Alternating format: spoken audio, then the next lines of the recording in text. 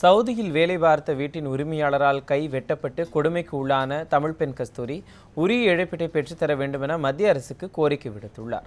வேலூர் மாவட்டம் காட்பாடி அருகே மூங்கிலேரி கிராமத்தைச் சேர்ந்த கஸ்தூரி கடந்த ஜூலை மாதம் சவுதி அரேபியாவுக்கு வேலைக்காக சென்றார்.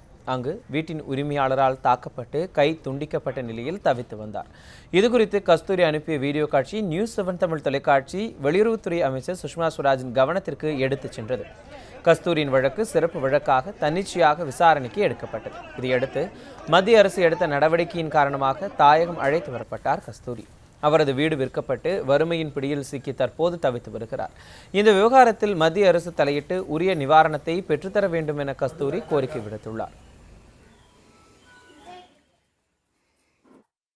நம்ம இந்திய பிரதமருக்கு எதனா சொல்லி எனக்கு முடிவு பண்ணி எனக்கு அங்கே கூட எதனா ஒரு லெட்டர் போட்டு எனக்கு ஆறுதல் எனக்கு ஒரு நதி உதவி கொடுக்க சொல்லுங்க சார். அதான் சார் முடியும் நான் சொல்கிறேன். எனக்கு வேறு வழியே தெரியல சார். என்னால் பழக்க முடியல சார். என் கையும் போயிடுச்சு.